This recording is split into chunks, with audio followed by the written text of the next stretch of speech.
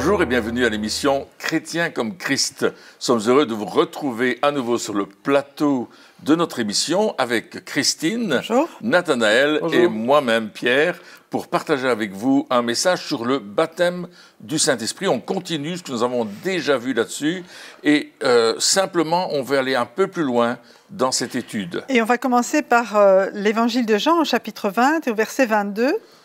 Où Jésus va dire à ses disciples, alors qu'il leur explique ce qu'il concerne dans les Écritures, il va dire, après ces paroles, il souffla sur eux et leur dit « Recevez le Saint-Esprit ». Oui, puis ce qui est intéressant dans ce texte, c'est de voir que lorsque Jésus a fait cela, il n'y avait pas encore eu la Pentecôte, dont on va parler bientôt, et donc il n'y avait pas encore eu cette effusion de l'Esprit, mais apparemment, ils avaient déjà reçu le Saint-Esprit à ce moment-là. Ça veut dire que peut-être il y a une différence entre recevoir le Saint-Esprit et être baptisé, immergé dans le Saint-Esprit.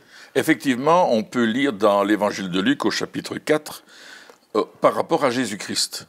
Jésus, rempli du Saint-Esprit, c'est juste après le baptême d'eau, revint du Jourdain, il fut conduit par l'Esprit dans le désert, où il va être tenté par le diable pendant 40 jours, etc. Nous connaissons tous l'histoire, mais on voit ici que Jésus rempli du Saint-Esprit. Donc, il est vraiment rempli de ce Saint-Esprit qui va le conduire, qui va le garder pendant ces 40 jours de tentation, d'épreuve, de jeûne et de prière.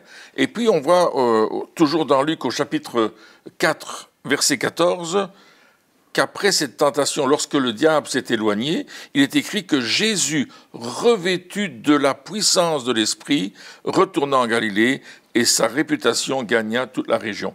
Et on voit qu'à partir de là, Jésus va commencer à accomplir des signes, des prodiges et divers miracles, des guérisons, etc., parce qu'il est revêtu de la puissance du Saint-Esprit qui va lui donner la capacité d'accomplir ces différentes choses. Ouais, donc il y a vraiment une différence entre être rempli, c'est-à-dire recevoir quelque part à l'intérieur. C'est ça. C'est comme si notre esprit maintenant est connecté avec l'Esprit de Dieu. C'est pour ça qu'il est dit Jésus est rempli du Saint-Esprit et du coup il peut être conduit par le Saint-Esprit, parce que maintenant il y a cette connexion qui est là. Elle était existante avant, bien sûr, mais je veux dire pour nous qui croyons, voilà, on voit qu'on a besoin de cette connexion. Et après, il y a une différence, il est revêtu, donc là c'est par l'extérieur, comme on avait parlé dans l'émission précédente, le baptême, ça se voit à l'extérieur quand on est mouillé, etc. Et c'est vraiment différent.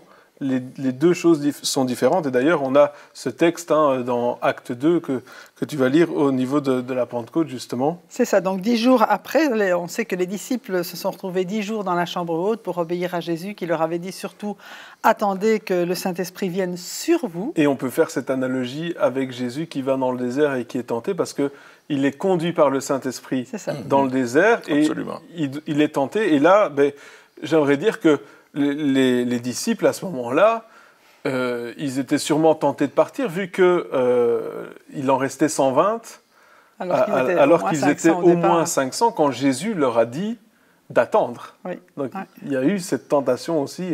Oui, certainement. Et puis, sûrement qu'il y a eu des choses qui se sont réglées, où ils ont appris aussi à vivre ce que le Saint-Esprit leur demandait de vivre, ça c'est sûr. Et en même temps, lorsque Jésus leur avait soufflé sur eux, c'était pour leur permettre aussi de comprendre les Écritures.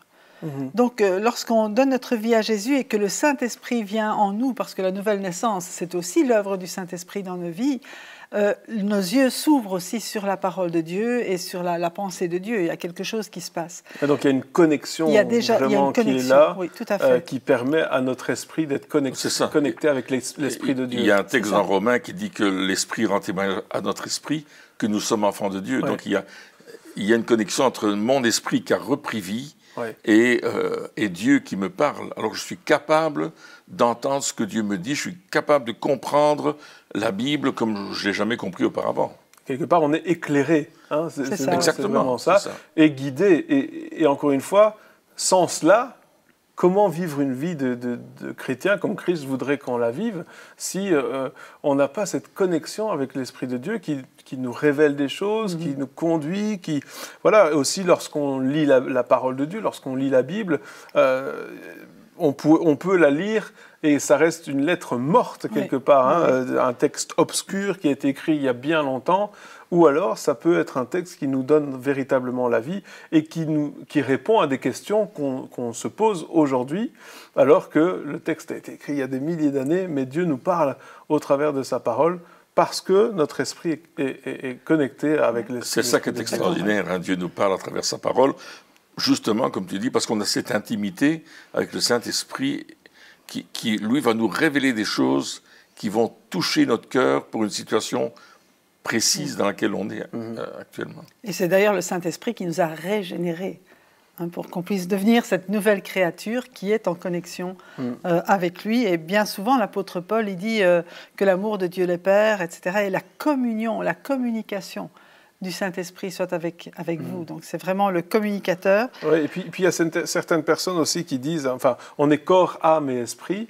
Et puis j'aime cette image qui dit que c'est comme si lorsque le Saint-Esprit rentre en nous, c'est comme si notre esprit s'éveille tout d'un coup, hein, alors qu'il était mort, ou en tout cas inerte, je ne sais pas trop, je ne suis pas à l'intérieur pour voir ce qui se passe, mais et c'est notre esprit à ce moment-là s'éveille vraiment pour être notre esprit qui est cette partie de nous qui peut communiquer avec Dieu, qui s'éveille. Et encore une fois, c'est tellement indispensable pour chaque chrétien aujourd'hui d'être rempli du Saint-Esprit.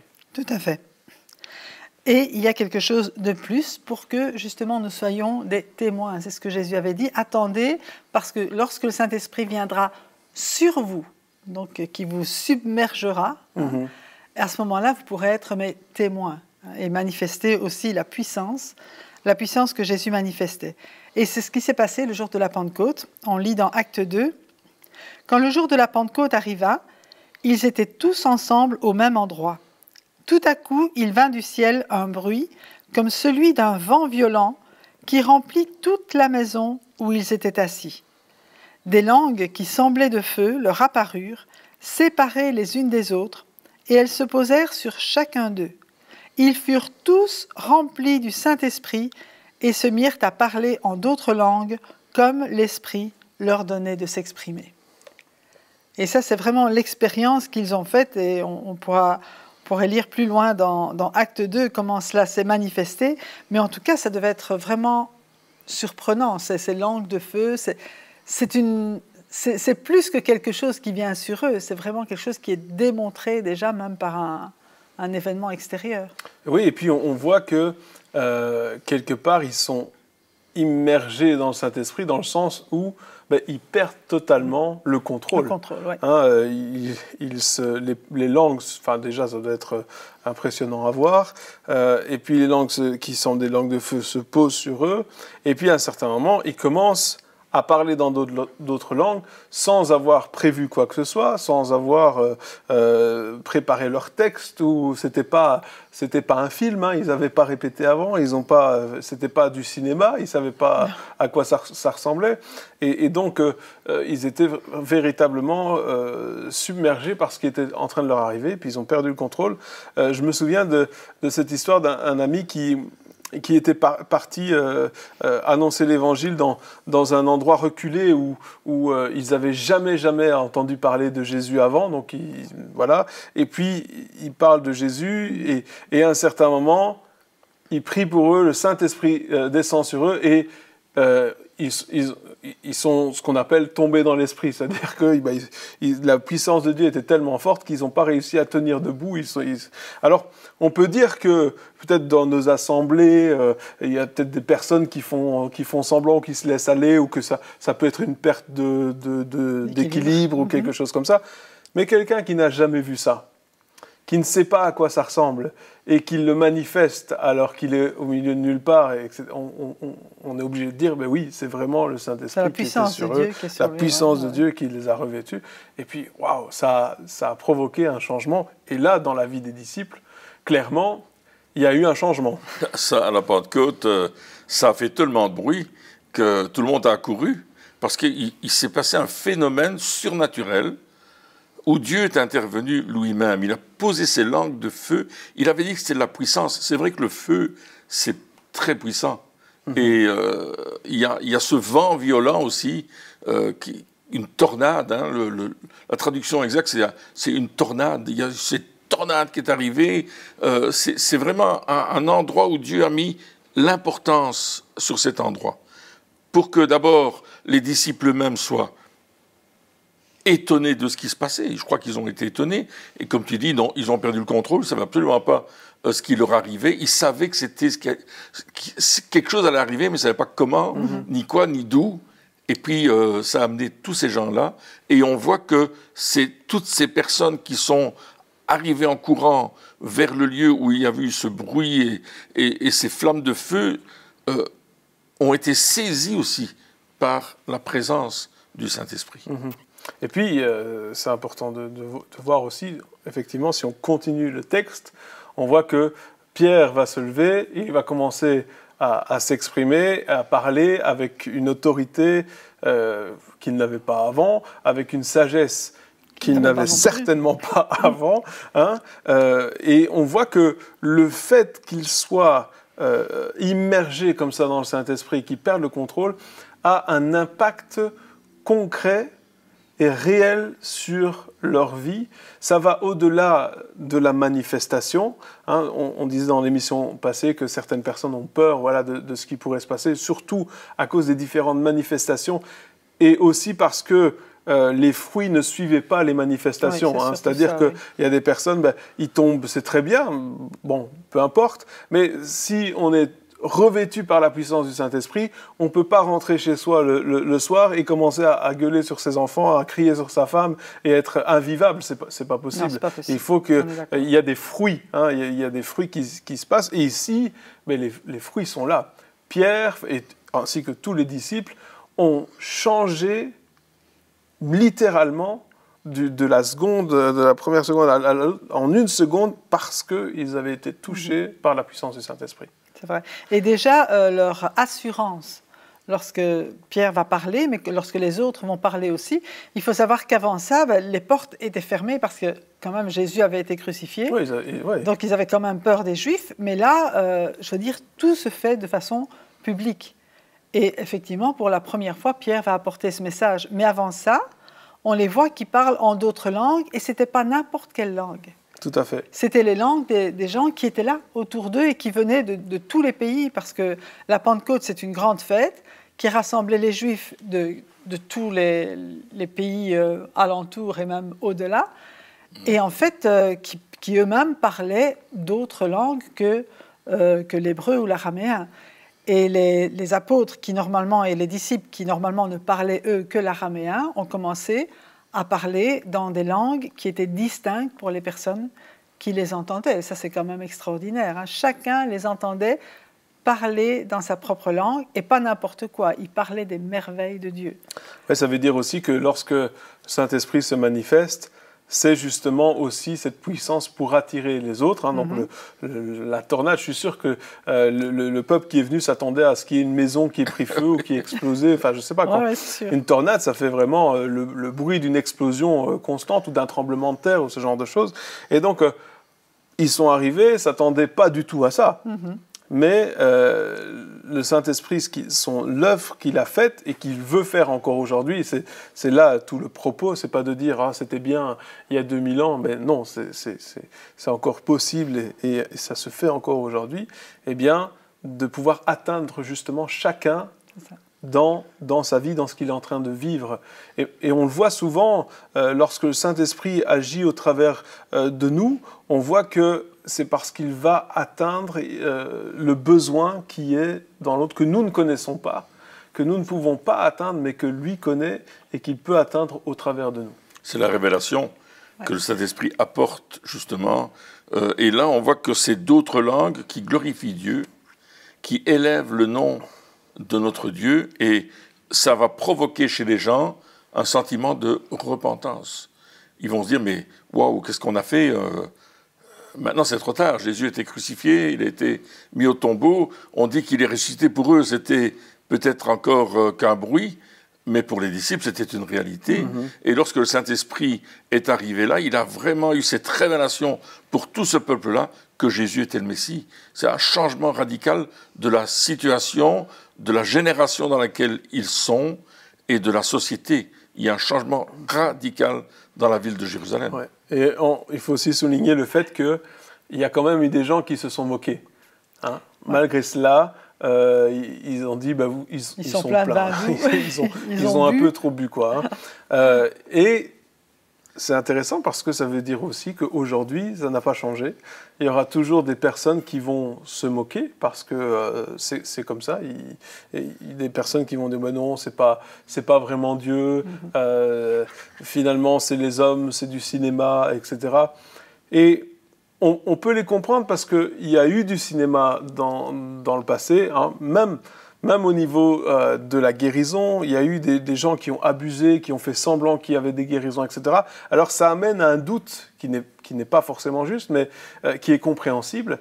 Et donc il y aura peut-être des gens qui vont se moquer, mais c'est intéressant parce que dans la suite du texte, on ne dit pas ce qui est arrivé à ces personnes qui se moquaient. Parce qu'à la fin, il y a quand même eu 3000 personnes qui sont données à Dieu, et peut-être même de ceux qui se moquaient. Lorsqu'ils ont entendu le récit, lorsqu'ils ont vu que la personne dont ils se moquaient, parce qu'il était soi-disant saoul, était tout d'un coup très lucide et a pu... il connaissait bien les Écritures. Il connaissait bien les Écritures et le message qu'il a donné, Pierre, à ce moment-là, dans Acte 2, était d'une certaine éloquence quand même, donc il a bien parlé. À mon avis, ils ont revu leur copie et puis ils se sont dit, bon, ok. Donc, on voit aussi... Il y a le côté manifestation qui peut-être est discutable, mais par contre, le côté après qui est de la preuve des fruits, celui-là, il n'est pas discutable. Ouais. En fait, c'est discutable aussi du niveau rationnel, mais je pense que d'une certaine manière, Dieu veut aussi nous enlever notre foi dans la raison. Parce qu'il veut être celui qui va conduire nos vies. Et si on s'appuie uniquement sur notre raison, on n'arrivera jamais à faire les choses de Dieu. Parce que Dieu est bien au-delà de notre raison. Ça ne veut pas dire qu'il ne faut jamais réfléchir, loin de là. Il nous a donné une intelligence, mais il faut soumettre notre intelligence à lui-même en disant « Ok Seigneur, tu es plus grand que moi, tu fais des choses que je ne peux pas expliquer, que je ne peux même pas prévoir, mais je te fais confiance et ce que tu fais, c'est bon. » Et là, dans ce sens-là, c'était non seulement bon, mais c'était vraiment excellent puisque les personnes sont venues au Seigneur et qu'ils ont pu entendre quand même la parole de Dieu dans leur propre langue.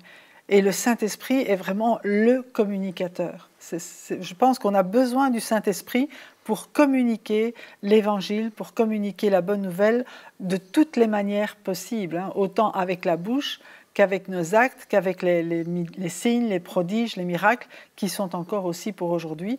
L'important, c'est vraiment de convaincre le monde que Jésus est vraiment le Fils de Dieu. Ouais, et puis savoir que, comme tu dis, on ne peut pas tout comprendre. Non. Pourquoi est-ce que quelqu'un rigole alors que l'autre à côté ne le fait pas? Pourquoi est-ce que quelqu'un tombe alors que l'autre reste droit comme un piquet? Pourquoi est-ce qu'on a l'impression que... Là, ici, il disait clairement qu'ils avaient l'impression qu'ils étaient sous, donc ça veut dire que peut-être ils ne marchaient pas droit. Hein, ils faisaient peut-être tellement de bruit aussi. Oui, c'est ça. Ils se bougeaient peut-être sur l'estrade, ou là où ils étaient, ça bougeait peut-être, ils rentraient, ils sortaient. Il y a quand même 120 personnes qui étaient dans la chambre haute. Ça devait être très compact, hein, à mon avis. Ça bouscule le politiquement correct. Absolument, oui. Nos bonnes manières.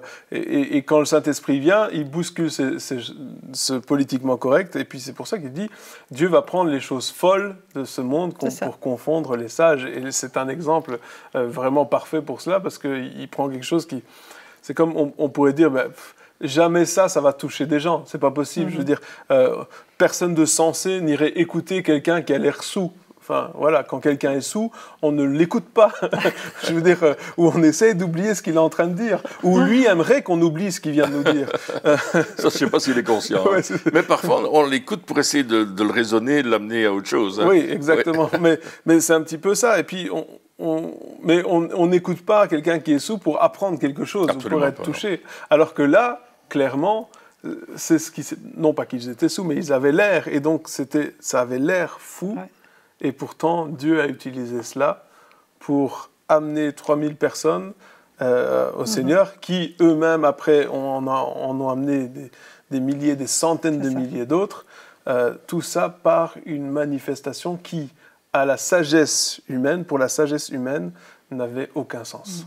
Mais il faut savoir que Pierre aussi, qui a apporté ce superbe message en rappelant tous les passages de l'Ancien Testament, mais lui-même n'avait pas d'instruction. Ce n'était pas quelqu'un qui était, je vais dire, éduqué. Un pêcheur. C'était un pêcheur. Il n'avait pas été éduqué au pied d'un maître pour connaître les Écritures. Donc, ce sont des choses qui lui ont été données aussi par le Saint-Esprit, que le Saint-Esprit lui a rappelé aussi les choses que Jésus avait dites, et que ça avait vraiment du sens. Et là, les personnes étaient étonnées aussi de ce que quelqu'un sans instruction puisse apporter un tel message. Ouais. Oui, ouvre ta bouche et je la remplirai. Ouais, c'est vraiment ça qui s'est passé. Je pense qu'il a fait « Ah » et puis tout est sorti. Et quand il a fini, il s'est dit « Ouais, ok ». C'était bien ce que j'ai dit. Hein. Mais le danger, c'est ça aussi, c'est de dire « Oh, les apôtres, c'était des gens tellement spirituels, ils étaient tellement au-dessus. » Et donc on se dit « On n'arrivera jamais à leur niveau. » Alors que la vérité, c'est qu'ils n'avaient pas un grand niveau quand même, mais ils étaient totalement dépendants du Saint-Esprit et c'est ça qui a tout changé. C'est ça qui a changé. On essaye toujours d'aller plus haut, de faire plus de choses, d'être beaucoup plus spirituel, alors que finalement, ce qu'on doit faire, c'est être beaucoup plus dépendant du Saint-Esprit. Oui, et ça va provoquer aussi une vague dans la situation de Jérusalem, parce que les disciples vont continuer à être dépendants du Saint-Esprit et on voit directement dans les chapitres qui suivent les décisions qu'ils vont prendre et aussi les premiers miracles qui vont se produire. Et puis les enseignements de tous ceux qui ont donné leur vie au Seigneur, qui ont été baptisés d'eau et qui ont reçu ce que le Père avait promis. Dont Pierre est en train de parler, il dit, mais vous allez recevoir le Saint-Esprit. C'est-à-dire que ça ne s'arrête pas à la dimension des apôtres, ça va plus loin que les autres le reçoivent aussi, et ça se perpétue jusqu'aujourd'hui. On a besoin, nous aussi, de ce baptême du Saint-Esprit, comme on va le voir plus tard, que les disciples, lorsqu'ils ont été dispersés, sont allés prêcher l'Évangile partout, mais ils étaient accompagnés de cette puissance du Saint-Esprit, revêtus, remplis de tout cela pour pouvoir faire un travail qui allait glorifier Dieu. Et notre objectif, et l'objectif du Saint-Esprit, de la puissance du Saint-Esprit, c'est que Dieu soit glorifié. Oui, exactement. Le Saint-Esprit, c'est vraiment pour chacun d'entre nous. Hein. On a lu ce passage dans l'émission précédente. Si mauvais comme vous êtes, vous savez donner de bonnes choses à vos enfants, à combien plus forte raison le Père donnera le Saint-Esprit à tous ceux, tous ceux qui le lui demandent. Donc, c'est pas juste pour une élite, hein, comme tu le dis, non. Les disciples il y a 2000 ans et puis c'est fini, mais c'est pour chacun d'entre nous parce que l'Évangile ne peut progresser, l'Évangile de puissance en tout cas ne peut progresser que par la puissance du Saint-Esprit et par le fait que le Saint-Esprit va venir et il va nous inspirer. Et on va être étonné de ce qu'il fait. J'écoutais le témoignage d'un homme qui recevait des choses de la part du Saint-Esprit, puis il disait, et lorsque les gens répondaient parce que c'était juste, il était étonné à chaque fois. Il se disait, ah chouette alors. Mais je suis sûr que les apôtres, ils devaient être étonnés de ce qui se passait. Enfin, je les imagine quand ils parlent à ce boiteux, puis tout d'un coup, je n'ai ni argent ni or, mais lève-toi et marche. C'est une phrase osée quand même, il faut le faire. Et puis il le voit qui se lève, qui marche, ils ont dû se dire ok. On dit qu'est-ce que je viens de dire. Oui, parce que justement, on a cette puissance qui vient, puis on dit des choses, et là, après, on réfléchit, et on se dit qu'est-ce que j'ai dit Mais le Saint-Esprit est là pour appuyer les paroles, pour démontrer, c'est pas juste un beau discours, mais c'est une manifestation de puissance. Et on a besoin, je veux dire, de ce coup de pouce du Saint-Esprit, parce que d'eux-mêmes, les apôtres n'auraient pas fait ça. S'ils avaient réfléchi à l'état de ce boiteux qui est là depuis des années, etc., c'est pas naturel de faire ces choses-là. Donc, ils ont été vraiment conduits et, je crois, poussés par le Saint-Esprit, comme tu dis, ils se sont étonnés eux-mêmes, non seulement de ce que le boiteux se lève, mais ils se sont étonnés eux-mêmes de ce qu'ils avaient dit et fait. Ils ont vraiment été conduits. Ils ont été les mains, la bouche, les pieds de Jésus conduit par le Saint-Esprit. Oui, c'est vraiment cette puissance qui est manifestée. Et l'Église aujourd'hui a besoin de retrouver cette puissance au jour le jour, c'est-à-dire pas dans des événements ponctuels. Une fois de temps en temps, il y a un gros orateur qui vient, qui a une onction, etc. Mais c'est pas du tout ça. C'est le Saint-Esprit qui veut se manifester tout le temps, au travers de chacun d'entre nous. Et pas depuis l'estrade uniquement, mais depuis la salle, depuis même dehors, depuis de la rue, partout dans les magasins. Le Saint-Esprit veut se manifester. Il veut démontrer que la puissance de Dieu au travers de nous. Et c'est la question qu'il faut vraiment qu'on se pose aujourd'hui, c'est oui, bien sûr, on veut être rempli du Saint-Esprit, on veut être baptisé dans le Saint-Esprit, mais est-ce qu'on est prêt après à se laisser conduire et être dépendant du Saint-Esprit? Ça, c'est la question qu'on doit vraiment se poser.